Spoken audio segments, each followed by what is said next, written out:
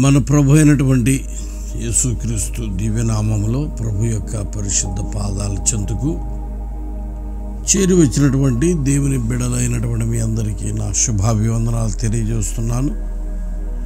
క్రీస్తునందు ప్రేమైనటువంటి వారలరా, ఈ దిన వాక్య ధ్యానము నిమిత్తము దైవ గ్రంథములో నుండి న్యాయాధిపతుల గ్రంథము 15వ అధ్యాయము దయచేసి 14వ వాక్యాన్ని ధ్యానం చేద్దామండి.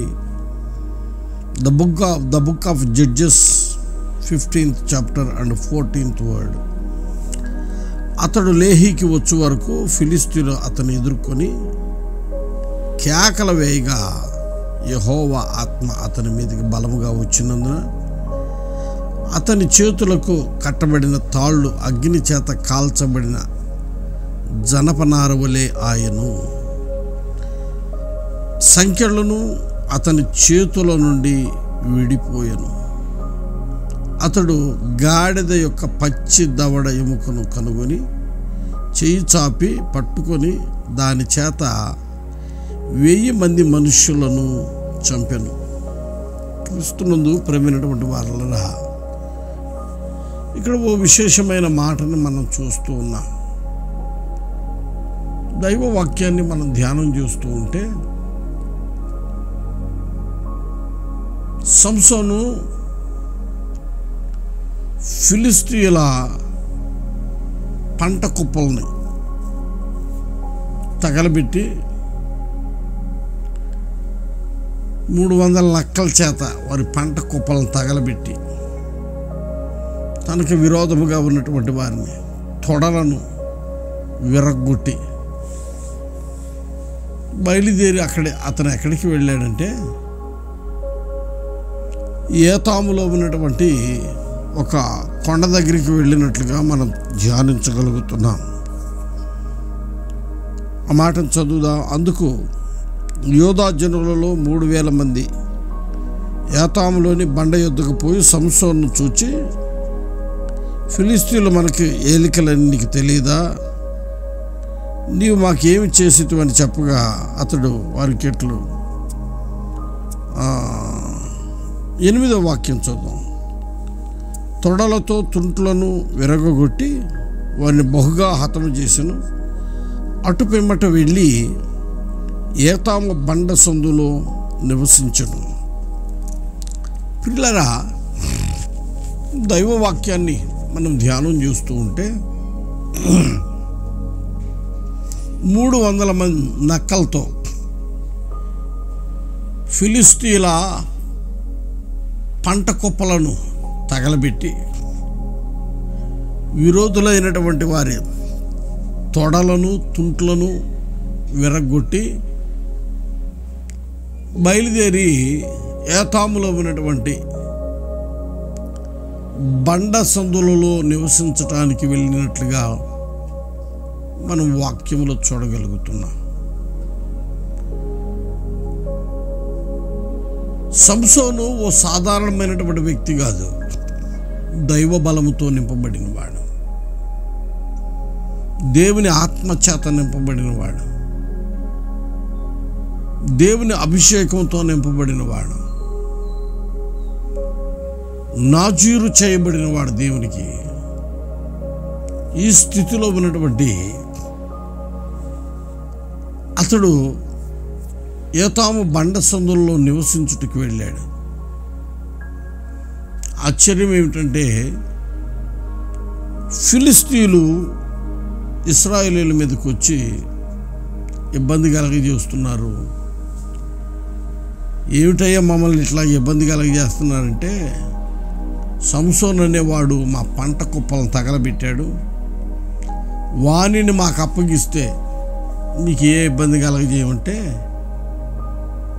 ఇప్పుడు ఇశ్రాయేలీయులు పెద్దలలో కొందరు బయలుదేరి సంసోను దగ్గరికి వెళ్ళి పరిస్థితి చెప్పారు. సంసోనే చెబుతాడు, నన్ను కాళ్ళు చేతులు కట్టేసి తీసుకుని వెళ్ళి వాళ్ళకి అప్పగించండి అని. ఏతాములో బండ సందుల్లో ఉన్నటువంటి సంసోనుని ఇశ్రాయేలీయుల వారు కాళ్ళు చేతులు కట్టేసి తీసుకుని వెళ్ళి ఫిలిస్తీన్లకు ఎప్పుడైతే అప్పగిస్తారో మోసుకొని వెళుతూ ఉన్నారు. లేహీకి వచ్చే వరకు వాళ్ళు కేకలు పెట్టి అరుచుకుంటూ జయోత్సవంతో వెళుతూ ఉన్నారు. ఎప్పుడైతే లేహీ దగ్గరికి వచ్చాడో ప్రియులారా, ఆశ్చర్యం ఏమిటంటే అతని చేతులకు ఉన్నటువంటి ఆ జనపనార కట్లు తెగిపోయి బంధకాలన్నీ ఊడిపోయి, అదిగో అక్కడ మనం చూస్తున్నాం పచ్చి గాడిద దవడ ఉంది. ఆ గాడిద దవడతో 1000 మందిని హతము చేశాడు అని మనము వాక్యంలో చూడగలుగుతున్నాం. ఎక్కడి నుంచి వచ్చింది బలము? శత్రువులను హతము చేయటానికి. ఎక్కడ పొందుకున్నాడు ఈ బలమును అంటే దేవుని ఆత్మ చేత నింపబడ్డాడు అని మనము అక్కడ మనం చూడగలుగుతున్నాం. చక్కటి మాట. 14వ వాక్యం, అతడు లేహీకి వచ్చే వరకు ఫిలిస్తీయులు అతను ఎదుర్కొని కేకల వేయగా యెహోవా ఆత్మ అతని మీదికి బలముగా వచ్చినందున అని మనం చూస్తున్నాం. దేవుని ఆత్మ అతని మీదకి బలముగా వచ్చినందున. నిజమే. ఈరోజు ప్రేమైనటువంటి దేవుని పిల్లలారా, శత్రువు మనలను నాశనం చేసి పతనం చేసి పాడు చేయాలని, మనలను బంధించాలని, వాడు చెప్పు చేతలలో ఉంచుకోవాలని సాతానుడు ప్రతి క్షణము ఏదో ఒక బంధకాలలో మనలను బంధించాలని చూస్తూ ఉంటాడు. ఏదో ఒక బంధకాలలో, ఏదో ఒక ఇరుకులో, ఏదో ఒక సమస్యలో, ఏదో ఒక బానిసత్వములోనికి మనల్ని నెట్టివేసి ఆ బానిసత్వంలో, ఆ బలహీనతలో మనము శత్రువుకు బానిసనిగా చేయాలని చూస్తూ ఉంటాడు. కానీ సంసోను ఎక్కడున్నాడంట? ఏతాములో ఉన్నటువంటి బండ సందులలో నివసించుతున్నాడని చక్కటి మాట రాస్తున్నాడు. ప్రేమైనటువంటి వారలారా, ఎప్పుడైతే బండ సందులలో నివసించేటటువంటి అనుభవం తనకుంటుందో, నిజమే, అతడు శత్రువులను హతము చేయగలిగాడు. ఒకటి, దేవుని ఆత్మతో నింపబడ్డాడు. రెండవది, బండ సందులలో నివసించేటటువంటి వాడని మనం చూస్తూ ఉన్నాం. బండ సందులు అంటే బండ అనగా వాక్యం సెలవిస్తుంది కదా, బండ మన ప్రభువే. బైబిల్లో మనం ఇంకొక మాటను మనం ధ్యానం చేస్తుంటే అక్కడ రాయబడిన మంచి మాట ఏమిటంటే, ఆదికాండము దయచేసి 49వ అధ్యాయము 24వ వాక్యాన్ని మనం ధ్యానం చేస్తుంటే, 49వ అధ్యాయము 24వ వాక్యాన్ని మనం ధ్యానం చేస్తుంటే అక్కడ రాయబడిన మంచి మాట ఏమిటంటే, యాకోబు కొలచు పరాక్రమశాలి అయిన వాని హస్తబలము వలన అతని విల్లు బలమైనదగును, ఇశ్రాయేలునకు బండయు మేపువాడును ఆయనే. ఆహా, ఇశ్రాయేలునకు బండయు మేపువాడును ఆయనే. నీకు సహాయం చేయు నీ తండ్రి దేవుని వలనను పైనుండి మింటి దీవెనలతోనూ క్రింది లాగి ఉన్న అగాధ జలముల దీవెనలతోనూ స్తనముల దీవెనలతోనూ గర్భఫలముల దీవెనలతోనూ నిన్ను దీవించు సర్వశక్తుని దీవెని వలన అతని బాహుబలము దిట్టపరచబడును. నిజమే. అక్కడ రాయబడిన మంచి మాట ఏమిటంటే, ఇశ్రాయేలీయులకు బండయు మేపువాడును ఆయనే. మనకి బండెవరు? మన ప్రభు అయినటువంటి యేసుక్రీస్తు వారు. ఆయనే మన బండ. మన వాక్యాన్ని ధ్యానం చేస్తుంటే కొరింథీయులకు రాసిన ఆ మొదటి పత్రిక 10వ అధ్యాయం 4వ వాక్యం అనుకుంటా, ఆ బండ క్రీస్తే అని రాస్తున్నాడు. ఆ బండ క్రీస్తే. ప్రేమైనటువంటి వారలారా, ఎందుకు శత్రు బలమును హతము చేయగలిగాడు సంసోను అంటే, అతడు బండ సందులలో నివసించువాడు అని చూస్తున్నా. నిజమే, మన జీవితాలలో మనము ఆత్మచేత నింపబడి దేవుని యందు మనము నివసించగలిగితే, దేవునిలో మనం జీవించగలిగిన వ్యక్తులమైతే శత్రు బలమును మనము హతము చేయగలిగిన అనుభవంలోనికి వెళతాం. ప్రియా దేవుని పిల్లలారా, ఒకటి మన జీవితంలో శత్రువు మీద మనము జయం పొందాలి అంటే ఆత్మచేత నింపబడాలా. రెండవది, దేవుని యందు మనము జీవించిన వారిమై ఉండాలి. వాక్యం సెలవిస్తుంది కదా, ఏమని అంటే దైవ గ్రంథములో నుండి పరమగీతముల గ్రంథం, దైవ వాక్యములో నుండి పరమగీతముల గ్రంథము 2వ అధ్యాయం, దయచేసి 14వ వాక్యాన్ని మనం ధ్యానం చేస్తుంటే, బండ సందులలో ఎగురున పావురమా, పేట బేడలను ఆశ్రయించిన పావురమా, నీ స్వరము మధురము, నీ ముఖము మనోహరము, నీ ముఖము నాకు కనబడనిము, నీ స్వరము నాకు వినబడనిము. పావురమా అంటే అర్థం ఏంటంటే సంఘము ఎక్కడుండాలి అంటే బండ సందులలో ఎగిరేటటువంటి పావురం. బండ సందులలో ఎగిరే అనుభవం కావాలి. మన బండ యొద్ద నివసించు వారిమై ఉండాలి. మన ప్రభు అయిన యేసునందు మనము జీవించగలిగిన వారిమైతే ఎంతమంది శత్రువులు నీ మీదకి వచ్చినా నేనంటాను, శత్రువు నిన్నేమి చేయలేడు. శత్రువు నిన్ను ముట్టను కూడా ముట్టలేడు. నిన్ను కట్టబడినట్లుగా నువ్వు వాళ్ళకి కనిపించినా, నీ కాళ్ళు చేతులు కట్టబడి నువ్వు బందీగా ఒకవేళ వాళ్ళు నిన్ను చూచి హాహాకారాలు చెప్పినా, కేకలు వేసినా, శత్రువు మనకు దొరికాడురా ఇక అని వాళ్ళు ఒకవేళ హాహాకారాలు చేసినా, నా దేవుని సన్నిధిలో నీవు నివసించిన వ్యక్తివైతే, నా దేవుని పరిశుద్ధ పాదాల చెంత నీవు నిలవగలిగిన వ్యక్తివైతే, ఆత్మచేత నీవు నింపబడగలిగిన వ్యక్తివైతే, అదిగో ఆ బలము, ఆ అభిషేకం, ఆ కృప నిన్ను కట్టిన ప్రతి కట్లు తెంచివేసి ఆ దేవుడు నీ శత్రువు మీద నీకు గొప్ప జయాన్ని ఇవ్వగలడు. ప్రవీణటువంటి దేవుని బిడ్డ, ఇంకా ఏ బంధకాల్లో ఉన్నావు? నువ్వు బంధకాల్లో ఉంటే చూచి హాకారాలు చేయొచ్చేమో, కానీ నీవు దేవుని యందు నివసించిన వ్యక్తివైతే, దేవుని కొరకు బ్రతకగలిగినటువంటి వ్యక్తివైతే, నీవు ఆత్మచేత నింపబడిన అనుభవాలలో నీ భక్తి జీవితం ఉండగలిగితే, ఎన్నడూ నా దేవుడు నిన్ను శత్రువు చేతికి అప్పగించడు. నీవు శత్రువు చేతికి ఎన్నడూ అప్పగించబడు. ఎందుకు తెలుసా? నీవు దేవుని ఆత్మతో నింపబడ్డావు. ఆయన బండ గనుక ఆ బండ అయినటువంటి దేవుని పరిశుద్ధ పాదాల చెంత ఇజ్రాయేలును ఒక బండయు మేపు స్థలమును ఆయనే. మనకి బండ ఆయనే. ఆ బండ క్రీస్తే. ఆయన యందు మనం నివాసం చేయగలిగితే, ఆయన పరిశుద్ధ పాదాల చెంత ఏ వ్యక్తి అయితే నిలుస్తాడో ఆ వ్యక్తిని దేవుడు ఎంత మాత్రమో విడిచిపెట్టడు. మనుషులు ఒకవేళ విడిచిపెట్టవచ్చేమో.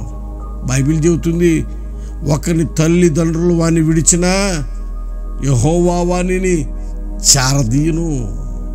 ఎందుకు? నువ్వు ఆయనను విడిచిపెట్టలేదు గనుక, ఆయన సన్నిధిలో నీవు నిలిచిన వ్యక్తివి గనుక ఆయన నిన్నెంత మాత్రము చేయి విడిచిపెట్టడు. మనుషులు విడిచిపెట్టవచ్చు, తల్లిదండ్రులు విడిచిపెట్టవచ్చు, అక్క తమ్ముళ్ళు విడిచిపెట్టవచ్చు, అన్నదమ్ములు విడిచిపెట్టవచ్చు, లోక సంబంధమైనటువంటి ప్రేమలు, భార్య భర్తను విడిచిపెట్టవచ్చు, తల్లిదండ్రులు పిల్లలను విడిచిపెట్టవచ్చు, పిల్లలు తల్లిదండ్రులను విడిచిపెట్టవచ్చు. కానీ నా దేవుడు తన యొద్దకు వచ్చు వారిని ఎంత మాత్రమో విడిచిపెట్టడంట. ఎంత మాత్రము త్రోసివేయడు. నా యొద్దకు వచ్చు వారిని నేను ఎంత మాత్రమును త్రోసివేయను అంటున్నాడు. నువ్వు బండ సందులలో నివసించగలిగిన వ్యక్తివైతే, మహిమ కలిగిన దేవుని పాదాల చెంత నీవు నిలవగలిగిన వ్యక్తివైతే, నా దేవుడు నిన్ను ఎన్నడూ సిగ్గుపడనీయడు. ఇశ్రాయేలుకు బండయు మేపువాడును ఆయనే. ఆయన పాదాల చెంత నువ్వు ఉంటే ఎవడు నిన్ను జయించగలడు? ఆయన సన్నిధిలో నువ్వు నిలవబడితే ఎవడు నిన్ను ఇబ్బంది పరచగలడు? ఆయన కొరకు జీవించేటటువంటి వ్యక్తివైతే నీకు విరోధంగా ఎవడు లేవగలడు? ఇబ్బంది పరచాలనుకున్న వాళ్ళే మనకు తెలుసు. దానియేలును ఇబ్బంది పరచాలనుకున్న వాళ్ళే. ఎన్నడూ దేవుని పరిశుద్ధ పాదాలు విడిచిపెట్టని వాడు దానియేలు. ప్రియులారా, నువ్వు చస్తావు రాబోవో ప్రార్థన చేస్తాన్నా కానీ ప్రార్థన విడిచిపెట్టలేదండి. ప్రార్థన చేస్తే చనిపోతావు, చంపేస్తారు, చెరసాల వేయబడతావు, సింహాల బోన్లో వేయబడతావు అని చెప్పినా కానీ ఎంత మాత్రము భయపడక దేవుని పరిశుద్ధ పాదాల చెంత ఉన్నాడు. దానియేలు గురి ఒకటే, ఇశ్రాయేలునకు బండయు మేపువాడును ఆయనే. ఆ సంగతి బాగా ఎరిగిన వాడు కనుకనే దేవుని పరిశుద్ధ పాదాలు విడిచిపెట్టలేదు. ఈరోజు నీ జీవితంలో ప్రభు సన్నిధిలో ఆయన పాదాల చెంత నిలవగలిగిన వ్యక్తివైతే నా దేవుడు ఎన్నడూ నిన్ను విడిచిపెట్టడు. అందుకే కాదు బైబిల్ చెబుతుంది, నిన్ను విడవను ఎడబాయను. ఆయన నిన్ను ఎన్నడూ విడిచిపెట్టడు. ప్రేమైనటువంటి దేవుని బిడ్డ, ఆయన పాదాల చెంత నిలిస్తే, ఆయన సన్నిధిలో నిలిస్తే, ఆయన కార్యాల కొరకు నీవు ఆశపడితే ఆయన నిన్ను ఎన్నడూ విడిచిపెట్టడు. అందుకే అంటున్నాడు, సంఘానికి ఏ అనుభవం కావాలి ఇంట? బండ సందులలో ఎగురునా పావురమా.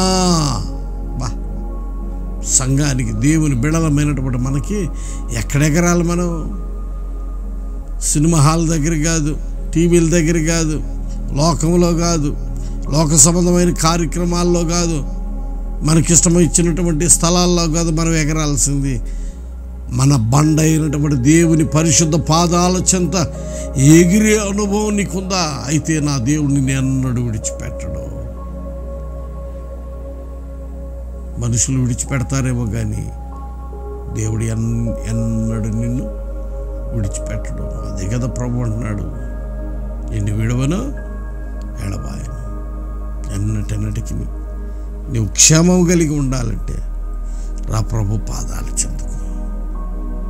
దయగలిగిన దేవుని సన్నిధిలో నిలిచి, ఇదిగో సంసోను తన జీవితంలో ఎక్కడున్నాడు? బయలుదేరి ఏతాములో ఉన్నటువంటి బండ సందులలో నివసించడానికి వెళ్ళాడు. ఆత్మచేత నింపబడ్డాడు, బండ సందులలో నివసించుచున్నాడు. అందుకే కనికర సంపన్నుడైన దేవుడు శత్రువుల చేతికి అప్పగించబడుతున్నాడు అన్నట్టు ఆ సమయంలోనే దేవుని ఆత్మచేత నింపబడ్డాడు. శత్రువులందరిని హతమార్చాడు. ఈరోజు శత్రువుని హతమార్చేటటువంటి బలమైన సాధనాలుగా మనం మార్చబడాలని దేవుని ఉద్దేశం. తుదకు ప్రభు యొక్క మహాశక్తిని బట్టి క్రీస్తు యేసునందు బలవంతులయుండి అపవాదిని ఎదురించుటకు శక్తివంతులగుదురని. ప్రియులారా, ఎఫెసీయులకు రాసిన పత్రిక 6వ అధ్యాయములు 10వ వాక్యం నుంచి మనం కిందకి చూసుకుంటూ వెళితే ఈ మాటలు రాసింది. నువ్వు క్రీస్తునందు బలవంతుడుగా, నువ్వు లోకంలో ఉంటే బలం రాదు, కానీ క్రీస్తునందు నీవు బలపరచబడితే, క్రీస్తునందుంటే నువ్వు బలపరచబడతావు, శత్రువును హతమార్చగలుగుతావు, దైవిక సంబంధమైన సంగతులలో నీవు స్థిరపరచబడతావు, వ్యర్థతను విడిచిపెడతావు. ప్రభు కొరకు బ్రతకగలిగిన ఆ మంచి మనసు ప్రభు మనందరికీ అనుగ్రహించి ఆయన పాదాల చెంత ఎన్నటన్నిటికీ నిలిచి ఆయన ఆత్మచేత అభిషేకించబడిన వారిమే అపవాదిని ఎదిరించుటకు శక్తిమంతులుగా ప్రభువే బలపరుచునుగాక. ప్రార్థన చేసుకుందా. దయగలిగిన మా తండ్రి, జీవాధిపతి, మీకు స్తోత్రాలయ్యా. మీ ప్రేమ కలిగిన బాహుల్లో ఈ గతించినటువంటి రాత్రంతట్లో కాపాడారు. ఈ ఉదయకాలంలో మీ సన్నిధిలోనికి మమ్మల్ని సమకూర్చారు. నిజమే తండ్రి, సంసోను తన జీవితంలో ఎందుకు తాను బలపరచబడ్డాడు నా తండ్రి, ఇదిగో శత్రువుని ఎందుకు కలిగాడంటే బండ సందులలో, ఏతాము దగ్గర బండ సందులలో నివసించువాడని. అంత మాత్రమే కాదు ప్రభువా, మీ లేఖనాలు చూడగలుగుతున్నాం, అతడు దేవుని ఆత్మ చేత నింపబడ్డాడు కనుక శత్రువుల చేతికి మీరు అప్పగించక మీరే తలగా నిలిపి పైచేయిగా నిలిపి సంసోను ద్వారా శత్రువును నాశనము చేసి మీ సన్నిధిలో బలపరిచినందుకు స్తోత్రాలు. మేము కూడా అటు అనుభవాల్లో మా ఆత్మీయ జీవితాలు కట్టుకొని బలపరచబట్టుకు సహాయం చేయండి. చేరి వచ్చిన ప్రతి బిడ్డను దీవించండి.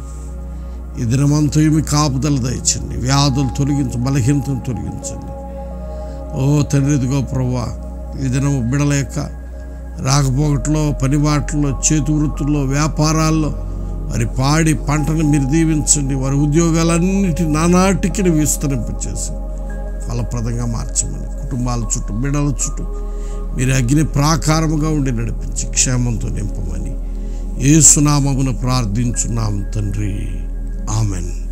మన ప్రభు అయినటువంటి యేసుక్రీస్తు వారి కృప, తండ్రి అయిన దేవుని ప్రేమ, పరిశుద్ధాత్మని యొక్క సహవాస సన్నిధి, నిత్య సమాధానం ఆయన పరిశుద్ధ సన్నిధిలోనికి చేరవచ్చిన ప్రభువే నిశ్చయముగా క్రీస్తునందు మనలను బలవంతులుగా ప్రభువే మార్చునుగాక. ఆమెన్. Praise the lord.